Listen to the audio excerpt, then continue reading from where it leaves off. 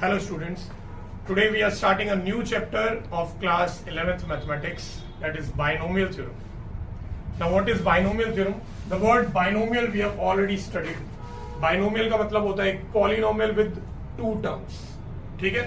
तो इसमें भी two terms से related हम expansions पढ़ने वाले हैं. आपने already कुछ expansion पहले से पढ़ी हुई हैं. a plus b whole square सबको पता है. a square plus 2ab plus b square, a plus b whole cube भी सभी को मालूम है. a plus b whole raise to the power 4 ये भी शायद किसी को मालूम हो, ठीक है, बहुत सारों को नहीं मालूम होगा.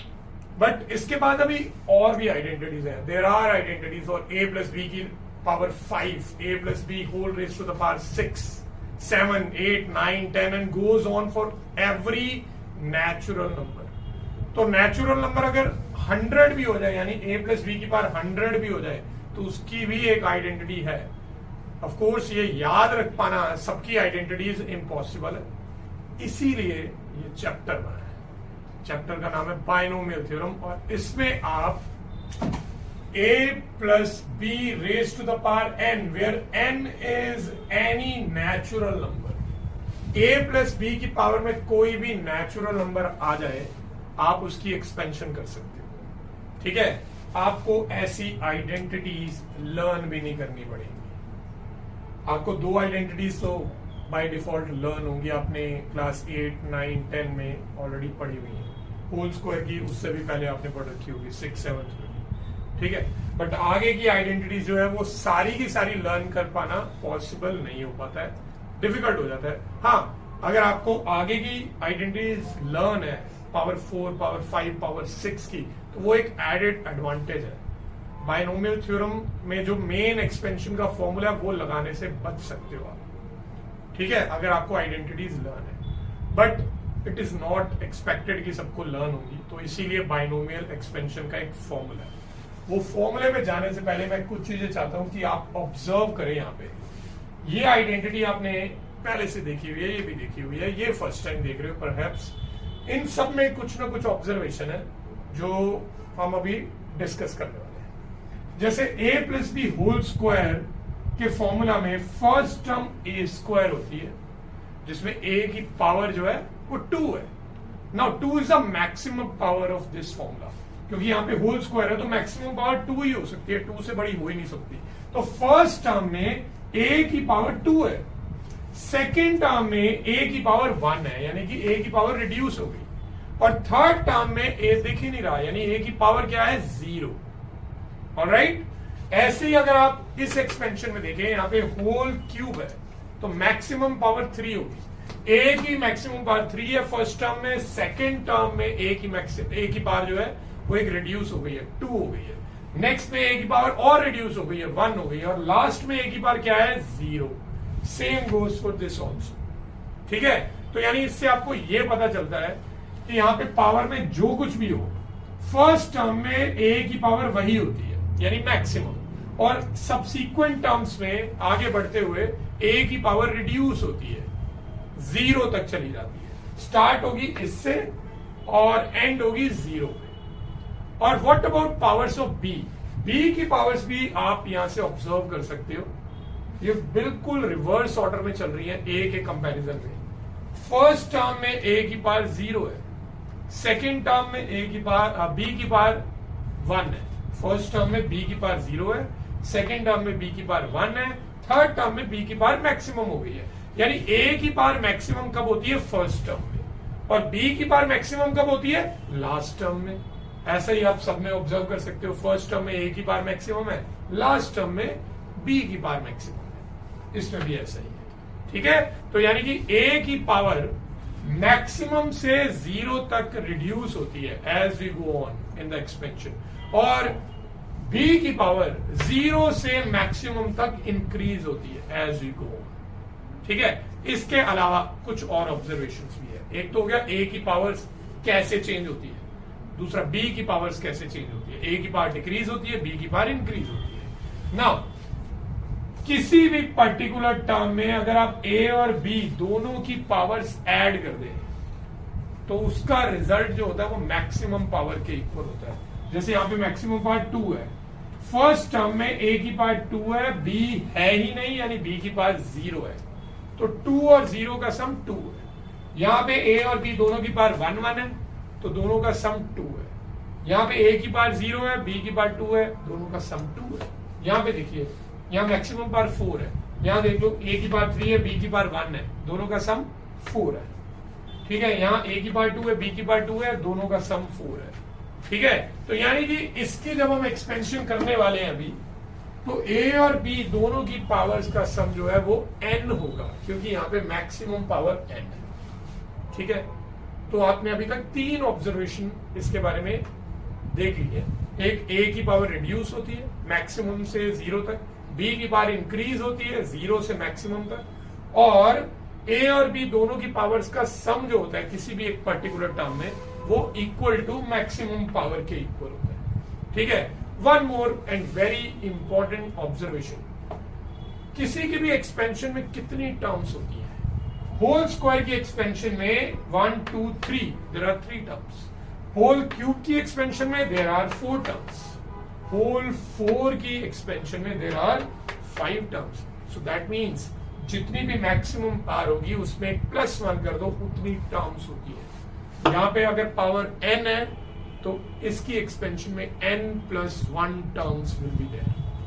ठीक है, आई होप ये आपको सबको क्लियर हो गया होगा। नाउ इट्स टाइम कि इसको एक्सपेंड कैसे करना है, what is the formula. So as we have observed कि a की पावर मैक्सिमम से 0 तक रिड्यूस होती है, तो जो फर्स्ट टर्म होगी उसमें a की पावर मैक्सिमम यानी n होगी। ऑलराइट, इसके बाद नेक्स्ट टर्म जो होगी उसमें a की पावर 1 रिड्यूस हो जाएगी, तो वो बन जाएगा n-1। उससे जो नेक्स्ट टर्म होगी उसमें पावर और रिड्यूस हो जाएगी, बन जाएगा n-2, and this will go on, और लास्ट टर्म में there will be no a, क्योंकि a की पावर 0 हो चुकी होगी। लास्ट टर्म में सिर्फ और सिर्फ b दिखेगा, तो a वाली टर्म्स कुछ इस तरह से चलेंगी। What about b? b की पावर्स इंक्रीज होती है 0 से मैक्सिमम तक। फर्स्ट टर्म में b होगा ही नहीं क्योंकि b की पावर 0 है। नेक्स्ट टर्म में b की पावर 1 आ जाएगी, उससे नेक्स्ट टर्म में b की पावर 2 आ जाएगी, and this will go on till the last term where the power of b will be maximum, that is n। ठीक है, तो ये तो हो गई a और b वाली टर्म्स किस तरह से वेरी करती हैं। बट a और b के अलावा यहाँ पे कुछ कोफिशिएंट्स भी दिख रहे हैं आपको। वो कोफिशिएंट्स कहां से आएंगे? Of course there are few more terms to be added in this expansion, और वो है बाइनोमियल कोफिशिएंट्स। अब ये बाइनोमियल कोफिशिएंट्स क्या होते हैं मैं आपको बताता हूं।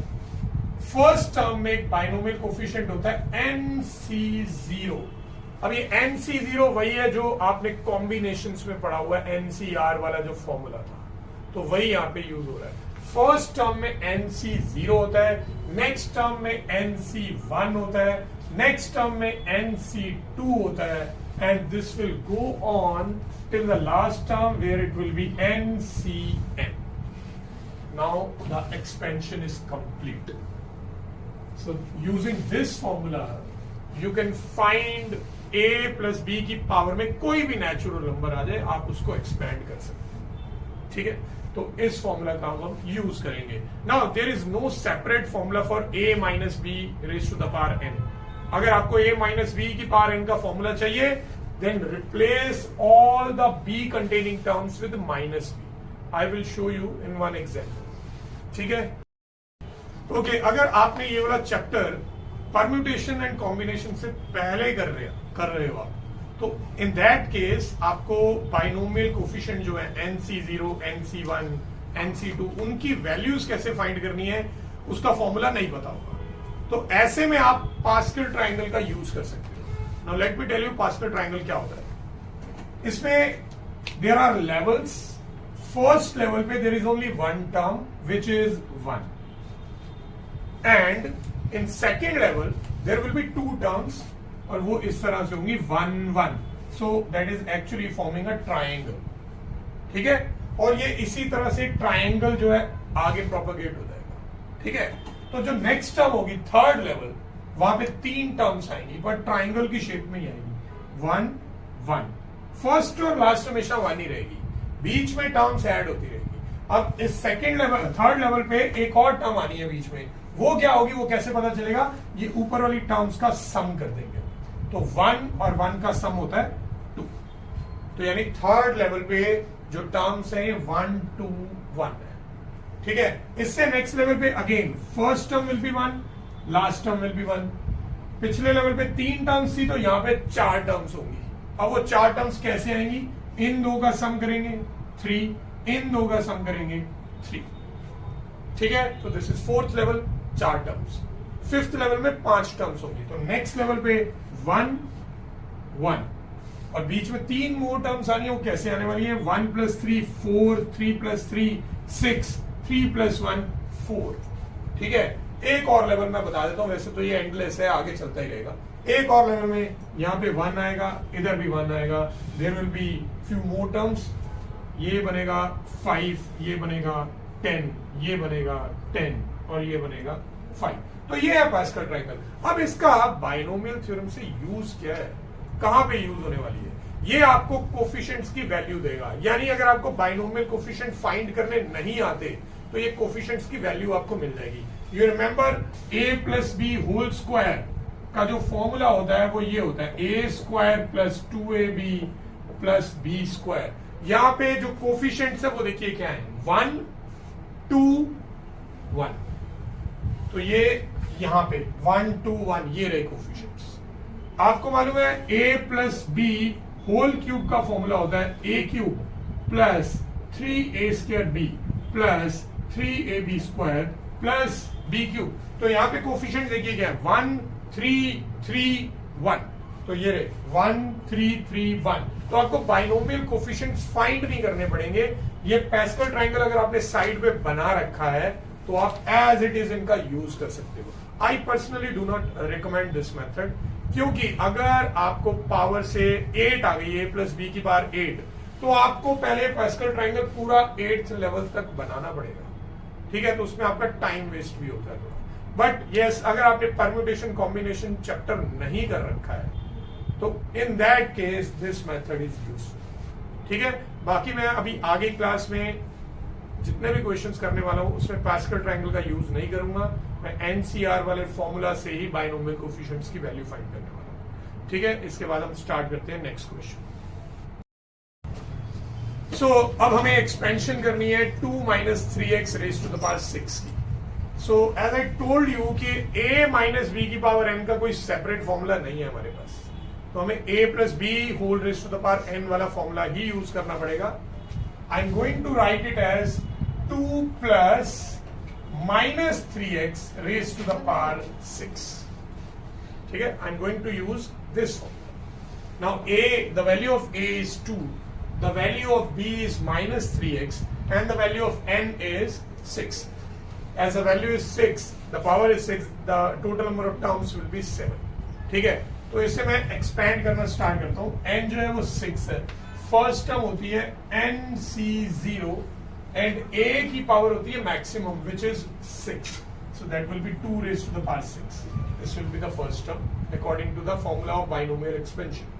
Next term will be nc1 यानी 6c1, a की पावर, a जो है वो 2 है, 2 की पावर एक रिड्यूस हो जाएगी और b की पावर 1 आ जाएगी। Next term will B 6c2, 2 की पावर और रिड्यूस हो जाएगी और b की पावर इंक्रीज हो जाएगी। नेक्स्ट विल बी 6c3, 2 की पावर 3 - 3x की पावर 3, 6c4, 2 की पावर 2 - 3x की पावर 4, 6c5, 2 की पावर 1 - 3x की power 5 plus 6c6 - 3x raised to the power 5। जैसा कि मैंने आपको बताया था, sorry -3x raised to the power 6। जैसा कि आप जानते हो कि a की पावर रिड्यूस होती है थ्रू आउट, ठीक है। 6 से रिड्यूस होती हुई लास्ट में जाके a की पावर 0 हो गई और जो b की पावर है वो इंक्रीज होती है 0 से लेके n तक। ऑलराइट, तो अब हम इन्हें सॉल्व करना स्टार्ट करेंगे। देयर आर फ्यू शॉर्टकट्स जो आपको परम्यूटेशन कॉम्बिनेशन चैप्टर में भी बताए गए हैं कि वैल्यू ऑफ nc0 1 होती है।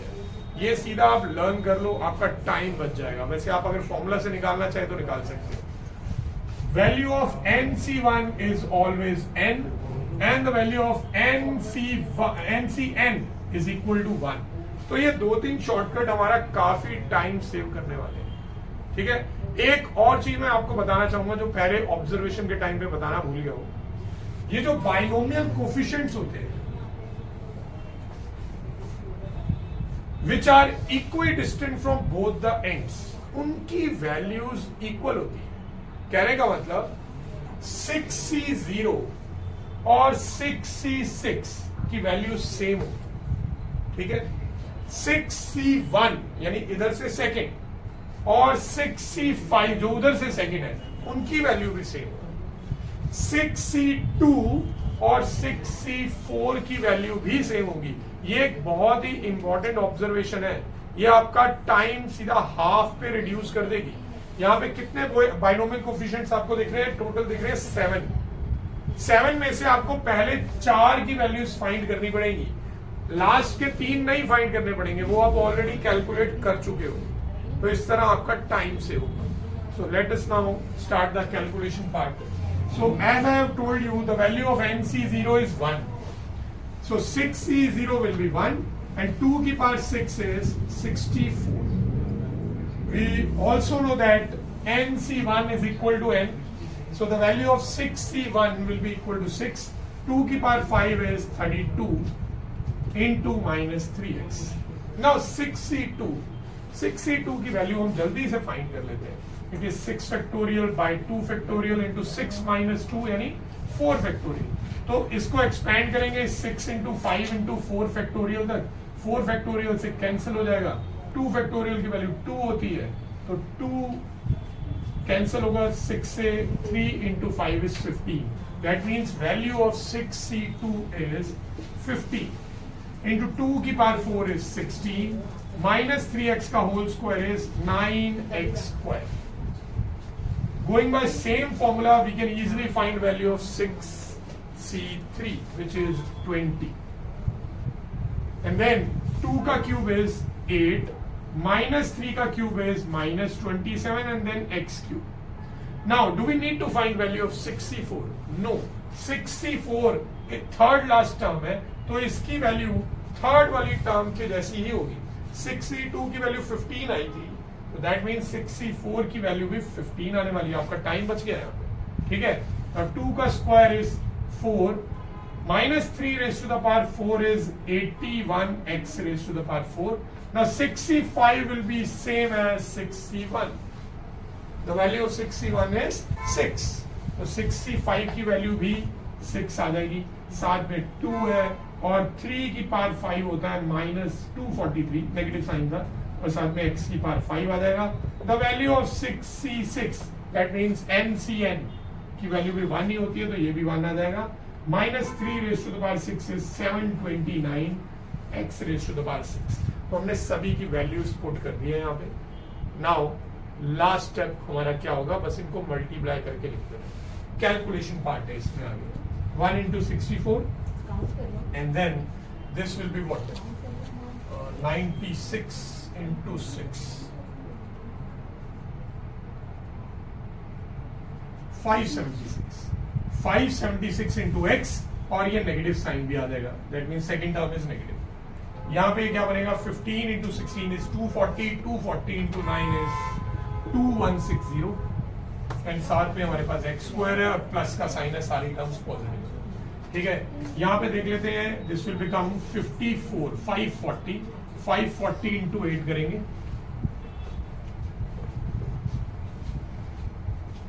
4320. 4320 नेगेटिव साइन है साथ में और x क्यूब आ जाएगा. Then next term will be 15 into 4 is 60. 60 into 81 करना है हमने तो that will be 4860 x की पावर 4 और पॉजिटिव साइन आएगा. Next is this is 12 into 243 हमें करना पड़ेगा यहाँ पे. 12 3 का 36 then 51 then 29. 2916 x raised to the power 5 with a negative sign and the last term will be 729 x raised to the power 6. This is our answer. तो ये last term I mean last step है, this is the whole expansion of 2 minus 3x raised to the power 6. आप देख सकते हो in total 1 2 3 4 5 6 7 terms हैं, जो कि एक्सपेक्टेड द पावर अगर 6 हो तो 7 टर्म्स ही होनी चाहिए. ठीक है, कैलकुलेशन पार्ट आपने ध्यान से करना है.